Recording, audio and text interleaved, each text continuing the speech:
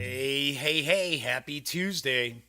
Come on in, pull up a chair. The Daily Dope is in the air.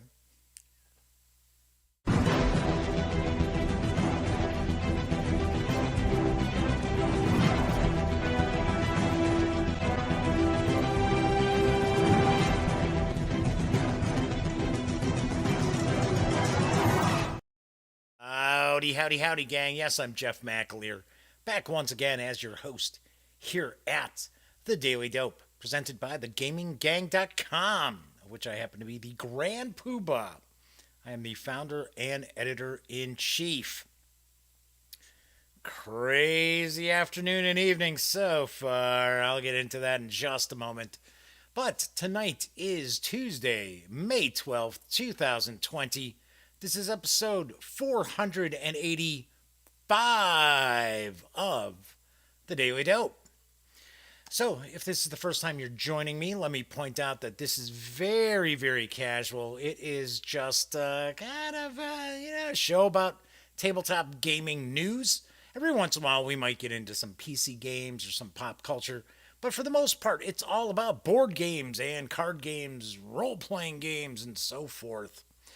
And of course, this is a live stream on YouTube. So if you are watching on YouTube, that also means chat is available. It's not on screen.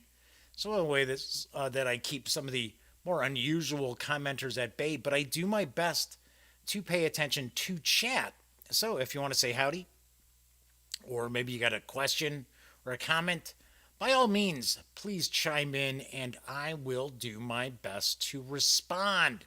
Of course, as I always like to point out, that if you happen to like the video, by all means, please give it a thumbs up. Subscribe to the channel. If you do subscribe, ring that notification bell. It'll tell you when not only the stream goes live, but when I upload standalone videos as well. So we've got William McGinnis, who needs to learn a little patience there, man. It's like 7 o'clock on the dot, and I see chat pops up, and it's like, are we doing this tonight? I know, I'm sure that's not how William meant it. I'm just kidding. So we also have the Madman is joining us as per usual. Dan from No Enemies here is hanging out as well. And we have Melwinius Cierno Olfram from York. Or as I always like to say, Melwinius. So welcome aboard, everybody. Very bizarre day so far today. I'm not necessarily in a bad mood, but I'm not necessarily in the greatest of moods. But I will kind of talk about that in a sec. Well, it's got something news related, so I'll mention it. I don't think that's really what got me irritated today. Anyway, but I'll bring it up. But once again, messing around with the sound. So, unfortunately, I have the impression here that, well, okay, for one, so this is just pretty much just the mic going right on into the computer. So hopefully everything's in sync. It looked like it was in sync. But the preamp is just causing problems, and when I'm trying to use it to actually use some of the settings for the audio, it's everything just seems pretty messed up. But and of course that amp, the preamp, the new preamp supposed to be here on Thursday, hasn't even shipped yet. So just like I was supposed to get the Call of Cthulhu slipcase set today. Well, no. It's like, okay, all right. Thanks a lot. Thanks a lot, U.S. Postal Service. Hey, I'm not complaining. I'm not complaining about the post office. We need the post office. So Dan from No Enemies here is like, no, not the preamp. So Dan doesn't really know a lot about the audio stuff. Not the limiter. Oh my God, not the limiter. And he's like, what's a limiter do? So anyway, so Melwini says sounds fine.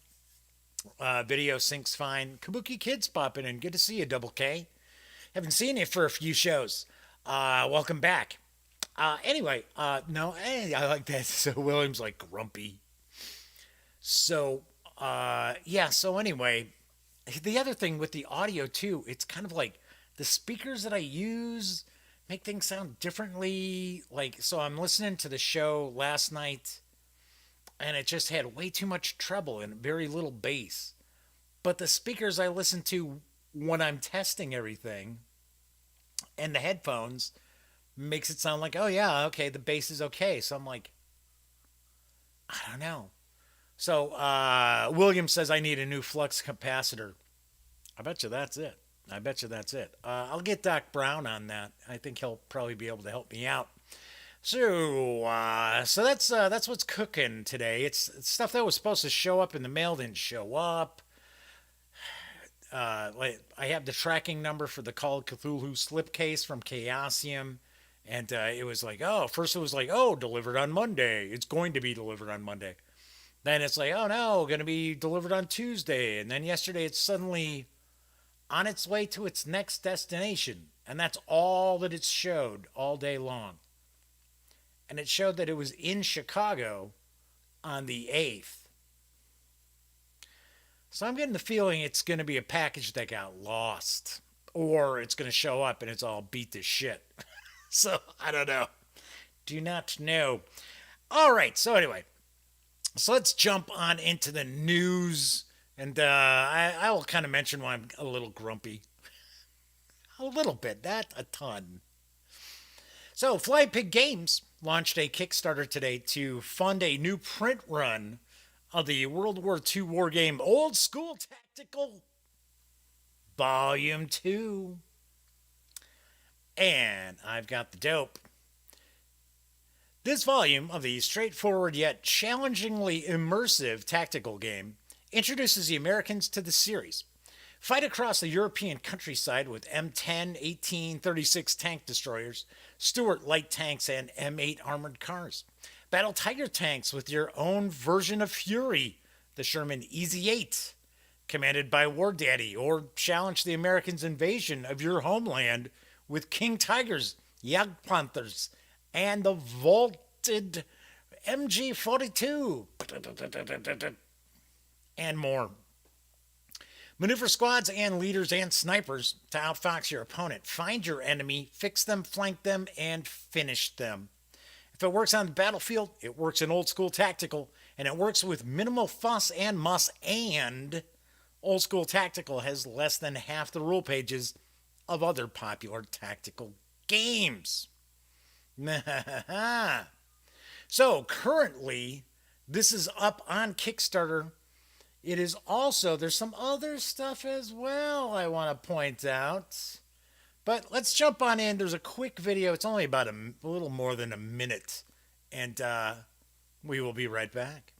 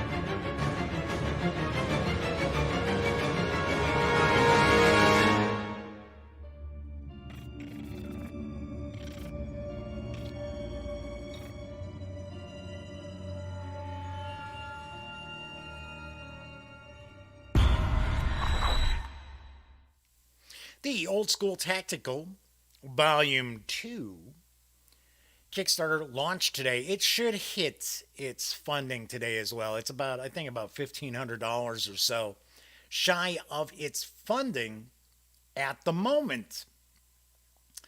But also being reprinted is the Airborne expansion to the game as well. So I do want to point out that if you already have both, there's something else you should be excited about too. First of all, I do want to point out that with the Kickstarter, you can get Old School Volume 2 for $70. It's a special first come, first served price. And then once those 100 units are gone, then it'll be $75. But still, overall, a pretty sweet deal. But that's not all. Because also, as part of this Kickstarter, is a new expansion, Phantom Division. The 9th Armored Phantom Division fought in the Battle of the Bulge, captured the Ludendorff Bridge at Remagen, and assisted in the encirclement of the Ruhr. Phantom Division includes 3 pocket-sized battle maps, approximately 11 inches by 17 inches, each printed front and back, new counters such as the M26 Pershing, M24 Chaffee, and the M1919A6 machine gun, and 6 new scenarios designed by Mark Walker. All of this fits nicely into a 10 by 12 by 1.5 inch box. So, here is the thing about getting Phantom Division, because the way the Kickstarter is set up, you have to pledge $1. And if you want Phantom Division, so for an example, if you already have Old School Tactical Volume 2 and the Airborne expansion, but you want to get Phantom Division, you do have to pledge $1. And then I want to say once the project is over, the Kickstarter ends, then it's $40. So kind of an unusual sort of layout to get this done. If you do get Phantom Division, it is $10 off the retail pricing. So do want to point that out as well. And I have to point out that that was a little, I had to kind of mess around a little bit because for some reason my teleprompter, which is, just the computer screen, really, I got stuck. I was like, hey, come on. So I had to go jump over to the Kickstarter page while that video was playing. So you got that, yes. So anyway, do want to point out one of the reasons why I guess this is what kind of irritated me. I'm not mad, but so Mark Walker, I have known Mark for a long time. Mark was one of the first people to jump on board supporting the gaming gang, probably within the first year that we started covering. Well, first year that we existed, to be honest with you. Maybe a couple years. But first time we went to Origins to cover Origins, we interviewed Mark. I've known Mark for probably 8-9 years. And if you follow me on Twitter at the Gaming Gang, wow, that's original, huh? You'll see that Mark likes to tag me in a lot of the posts for both Flying Pig Games and Tiny Battle Publishing because he owns both companies. And he does it a lot. And I'll just retweet because I know that's what he's basically kind of nudging me to, hey, do me a favor, retweet this to your followers and that. And I do. So the new Kickstarter project comes out, and of course, all the past few days, I keep getting tagged by Mark for, here comes the Kickstarter. And I don't retweet every single one. So anyway, the Kickstarter launches. I go to the page, and there's video coverage from various different outlets, but not from me. And I'm kind of like, what? It's like, how come? Where's you didn't share an unboxing video that I did? You're not sharing the review that I did? Give it a really good review score. I'm kind of like, what the hell's going on? So I actually emailed Mark. I replied to an email that was sent to me about the Kickstarter today. And I said, geez. I said, you didn't even use any of the coverage that I've done for you for that game. What's up with that? It's like, what the? So kind of, I gotta be honest. I was a bit irritated. I'm kind of irritated because it's gotten to the point where it seems to be, and yes, you know what? I know I don't provide the greatest videos you've ever seen. Like, I don't provide like the most intuitive, wow, just mind altering opinions on things. I get that. But it seems to me it's like I've become like the seventh or eighth option for some of these companies that I've known people from forever. And I'm not knocking some of these other companies or other outlets and stuff like that. I mean, no, I'm not really doing that. But it's kind of like if you've got a company and you complain about how your games don't reach beyond that small niche of the hobby, and then you ignore an outlet that actually appeals to gamers of all stripes, as opposed to ones that focus only on that little niche of the hobby, I don't get it. I don't know. Anyway, so let me grab a sip here.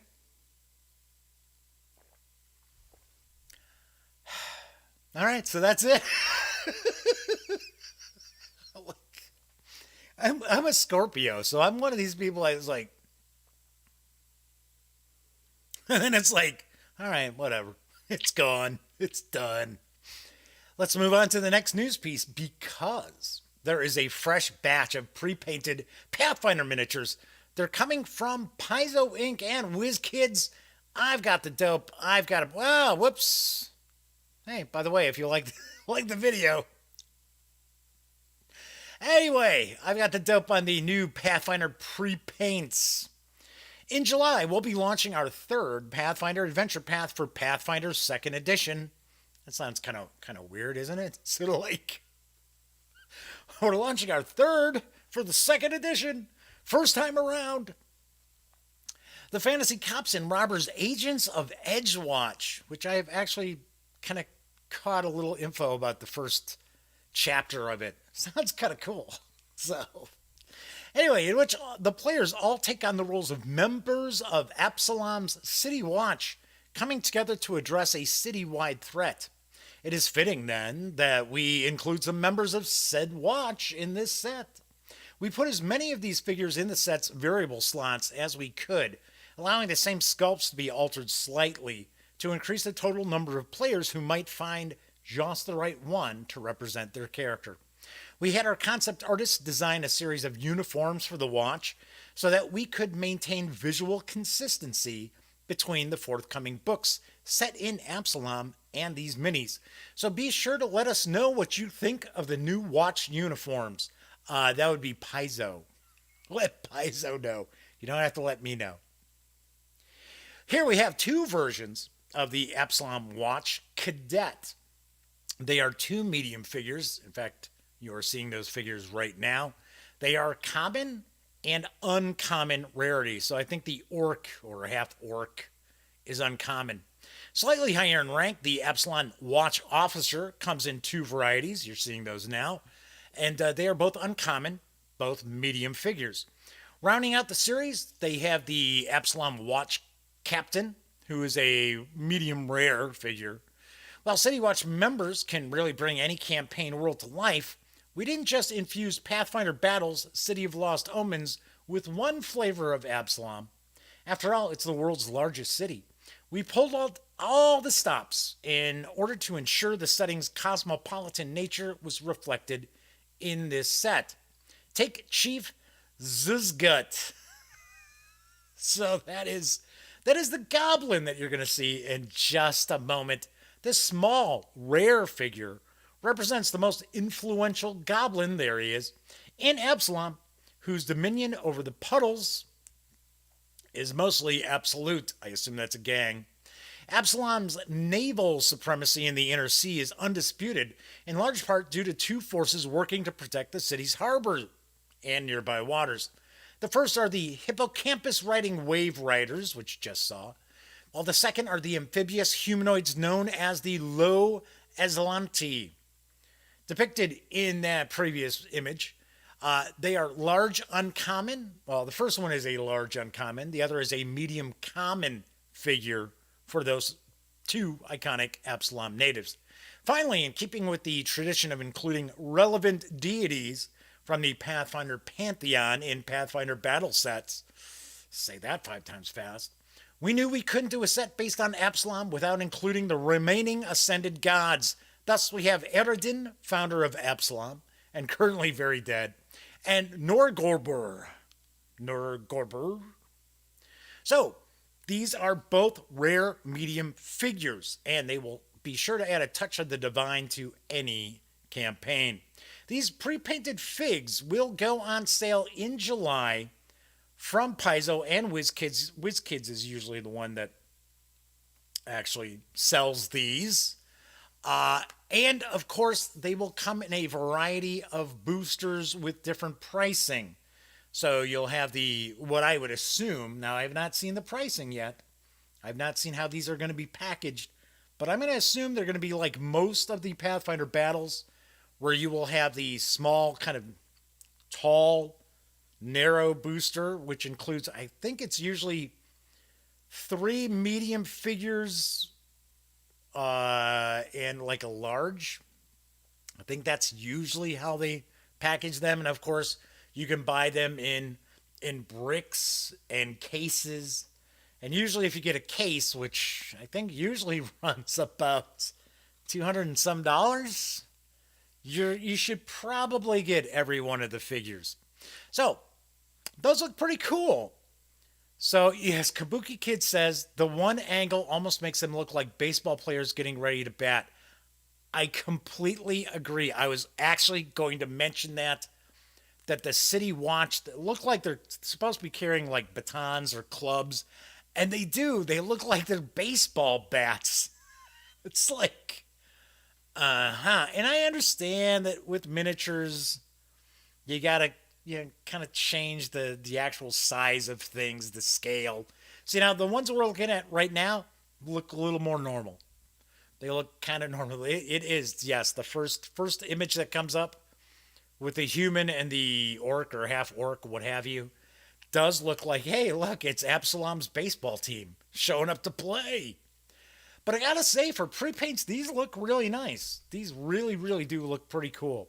I honestly wish, and I know it won't happen, but I honestly wish that WizKids would actually just sell them in a set and have one of each.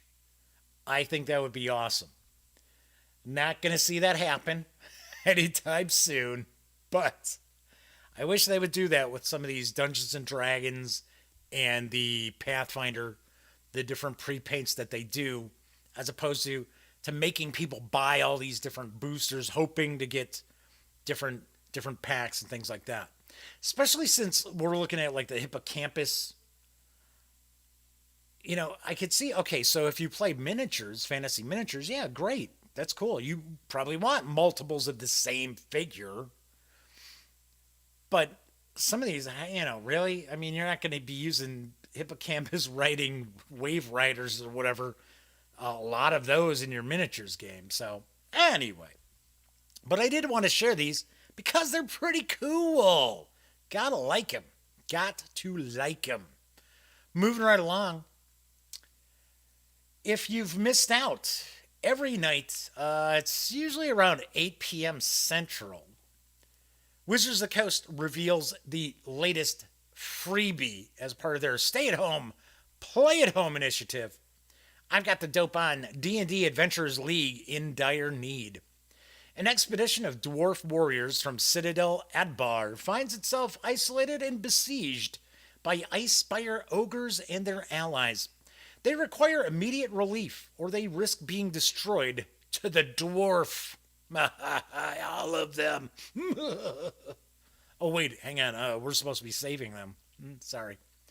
Seer has directed you to their location in the hopes that you can rescue the dwarves and save their precious cargo. I'm sure it's the cargo they're more worried about. It's a tablet bearing secrets of ancient rune magic. This is a 2-hour adventure for 5th to 10th level characters, and the 33-page adventure PDF is available for free at Dungeon Masters Guild through May 18th. Gotta say, it's very cool how Wizards of the Coast, every Monday through Friday so far during this pandemic, has provided almost every day something really, really worthwhile to download. They did have that one week that they had the excellent Essentials Kit rulebook and the Dragon of Icespire Peak adventures, which were fantastic for free. But then on Friday, it was like, here's a coloring page, coloring book page. So Melwinius has to rock out. So good to have you popping in, Melwinius. I see that it's 2 a.m. where you are, so have a great morning, and we will catch you next time. But by all means, be sure to. There's like cat hair, like blowing on my nose. So I keep going. Where is it? It's just one of those days, you know. What can I tell you?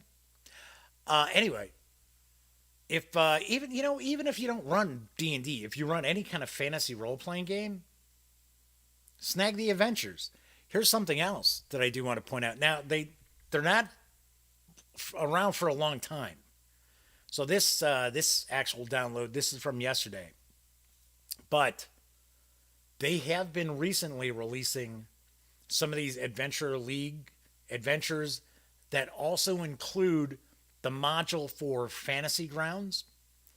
So what's cool with that is that even if you don't use Fantasy Grounds, you do get the virtual tabletop like encounter maps and things like that.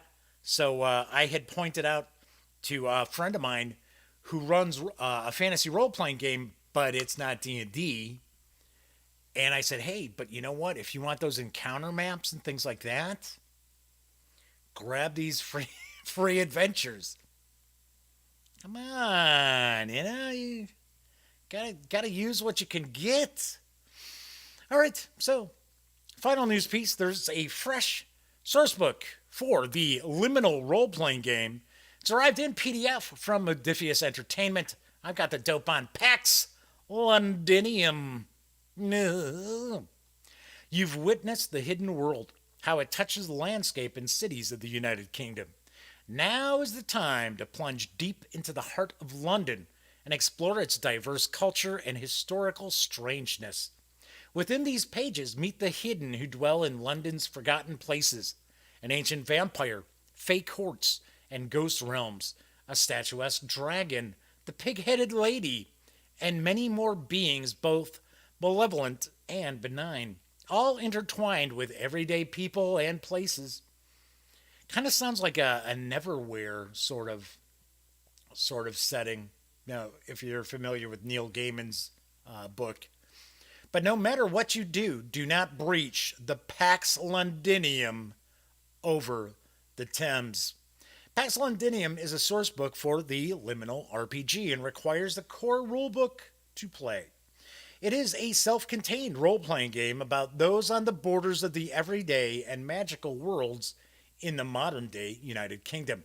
This is a 90-page full-color PDF, and Liminal uses its own system based on rolling 2d6 and adding character skills with the option to spend will to boost results. This PDF is available right now at DriveThruRPG for $9.99. Nice. Very interesting. I know the Madman was talking about wanting to do some sort of a horror, kind of like a gaslight Victorian age horror game. This might give you some ideas. I know it is modern. It is obviously a modern setting, but once again, I'm one of these people. It's like, ooh, I like that idea. I'll take that. Ooh, I'll take that. Ooh, piece of candy. Ooh, piece of candy. I tend to do that all the time. All right, so that is it for the news tonight. It is, like I said, it's been a very, very odd day today. Just very, very strange. And I finished getting my final news piece up about 10 minutes before the stream started, and I was messing around with the audio, and the one program that I use for some reason, the audio was coming out like through the streaming software I use. Yeah, I don't know. So the madman says, yes, definitely get ideas from a lot of sources, even the unexpected. Arkham by Gaslight, yes. Cthulhu Gaslight, we were talking yesterday, and Madman remembers this one. I was talking about Stygian Fox and their Hudson and Brand line of supplements as well. So lots of goodies, lots of goodies. We are going to kick off our Traveler game on Sunday, knock on wood. So everybody's got their characters ready. And I took my backdrop and ironed it to get rid of the folds from it being folded up in the package. I'm looking forward to this. I really am. I am hoping that my best friend Elliot and his son Brian kind of draw my nephew Cameron and his girlfriend a little out of their shells, because if you did catch my, not all that well presented Call of Cthulhu actual play, you could tell that the two of them just, kind of quiet. And it's kind of funny because my nephew has even told me that he doesn't have a lot of imagination, that when he reads books, he doesn't like picture what's going on in the books. It's like, geez, how I would hate to have been like that as a kid. It's like that was, but then again, growing up, I was lucky. I had what was it, an Apple II? I mean, those were my computer games I had to play when I was 14 years old. Had a Elliot actually had a Commodore 64. I didn't. I think I eventually got a Commodore 128. So we needed to have imagination. We didn't have things. We didn't have all this cool like geek culture stuff like coming at us from every angle. It was sort of like, wow, there was a reason why we watched Battlestar Galactica past like the third episode, because it was like all you really had available science fiction wise to watch, even though it was pretty crappy. Anyway, so just taking a peek here, make sure there's nothing I haven't addressed here in chat. Yes, Dan was talking about the games from Flying Pig Games. Yes, they are excellent war games. They really are. Like I said, I was just sort of, I don't know. It's just like I'll get people who are like, oh man, we really want you to cover our Kickstarter, and hey, could you please share this with your followers and put it up on your website and stuff like that. And then I go look at their Kickstarter, and they've got like 20 different people who are doing previews of it, and most of them I've never heard of. And it's sort of like, you got a lot of nerve. It's like, come on. I don't run this. This isn't free to run this website. And I have to say, compared to a lot of tabletop gaming websites, I personally think the Gaming Gang is a pretty damn good looking website compared to what you see out there. So, I don't know, just me. Anyway, yeah. There we go. So, that's it for tonight's show. Hopefully, I can get this sound issue ironed out, because it's bugging me. Because I guarantee I'm going to listen to this later on and be like, oh, hey, by the way, did the old buzz, did the shelter in place buzz today. So because I kid you not, I had hair that was, when I pulled it, it was like this long. It's like people, I always wear a hat, and it was like, man, I had just stuffed my hair into the hat. Can't say it's a good haircut, but at least I don't have tons of hair on my head anymore. All right, anyway, so that is it for this time out. As I like to always point out, if you like the video, give it a thumbs up. Subscribe to the channel. If you do subscribe, don't forget, ring that notification bell. It'll not only tell you when I upload standalone videos, such as my recent Bestiary 2 first look for the Pathfinder 2nd Edition, but it'll also inform you when the stream goes live Monday through Thursday nights, right here on YouTube. All right, those of you who hung out and watched live, thank you very much. Always appreciate that. Otherwise, I'm just sitting here just rambling on, hoping maybe one of the cats is paying attention as it strolls on past. But of course, if you watch after the fact, maybe even on Memorex, I certainly appreciate that just as well. So everyone enjoy the rest of your Tuesday night / Wednesday mornings. I will be back tomorrow. And of course, until then, be smart and stay safe.